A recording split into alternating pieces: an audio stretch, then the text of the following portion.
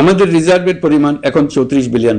এখন আর পাওনাদাররা আমাদের তাড়া করতে আসবে না। প্রবাসী ভাই বোনদের রেমিটেন্সের টাকায় এই রিজার্ভ ক্রমেই বাড়ছে। প্রিয় দেশবাসী, আমরা দায়িত্ব গ্রহণের সময় অর্থনীতি ছিল বিপর্যস্ত, ব্যাংকিং ব্যবস্থা ভেঙে পড়েছিল, অর্থ পাচার ছিল লাগামহীন। আমরা রাজস্ব ব্যবস্থাপনা, করনীতি, মুদ্রা ব্যবস্থাপনা, আর্থিক খাতে কাঠামোগত সংস্কার এনেছি। তলাবিহীন অর্থনীতি আমাদের জন্য রেখে গিয়েছিল আগের ফেসিবাদী সরকার।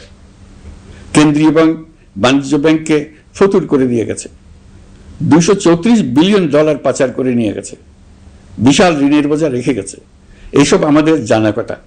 আমরা যারা এই অর্থনীতি আবার চালু করার দায়িত্ব পেয়েছিলাম, তারা দিশা খুঁজে পাচ্ছিলাম না। এখন যাবার সময় স্বস্তি পাচ্ছি যে আমরা অবস্থার মোকাবেলা করতে পেরেছি এবং নতুন অর্থনীতির বুনিয়াদ রচনা করে রেখে যেতে পারছি। এখন আর পাওনাদাররা আমাদের তাড়া করতে আসবে না। আন্তর্জাতিক লেনদেনে আমরা চোখে অন্ধকার দেখব না। আমাদের রিজার্ভের পরিমাণ এখন $34 বিলিয়ন।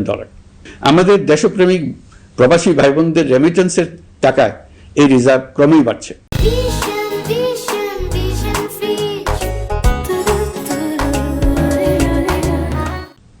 নিত্য প্রয়োজনীয় পণ্যের দাম নিয়ন্ত্রণে সরবরাহ বৃদ্ধি করা হয়েছে। টিসিবির কার্যক্রম সম্প্রসারিত হয়েছে। বাজার তদারকি ও মজুতদারির বিরুদ্ধে কঠোর ব্যবস্থা নেওয়া হয়েছে। এর ফলে খাদ্য মূল্যস্ফীতি উল্লেখযোগ্যভাবে কমেছে। শ্রমিক অধিকারকে মানবাধিকারের অংশ হিসেবে বিবেচনা করে আন্তর্জাতিক শ্রম সংস্থার গুরুত্বপূর্ণ কনভেনশন সমূহ অনুসমর্থন করা হয়েছে, যা কর্মক্ষেত্রে শ্রমিকের নিরাপত্তা ও মর্যাদা নিশ্চিত করবে। যুগান্তকারী নতুন শ্রম আইন প্রণয়ন করা হয়েছে। প্রবাসীরা আমাদের অর্থনীতির প্রাণশক্তি। তাদের সুরক্ষা ও কল্যাণে আইন সংশোধন, বিদেশে আইনি সহায়তা, নতুন শ্রম চুক্তি এবং দক্ষতা উন্নয়ন প্রকল্প গ্রহণ করা হয়েছে। বন্দর ব্যবস্থাপনা ও বিনিয়োগ কাঠামোতে আমূল সংস্কারের মাধ্যমে ইউরোপীয় সর্ববৃহৎ বিনিয়োগ সহ একাধিক কৌশলগত প্রকল্প এগিয়েছে।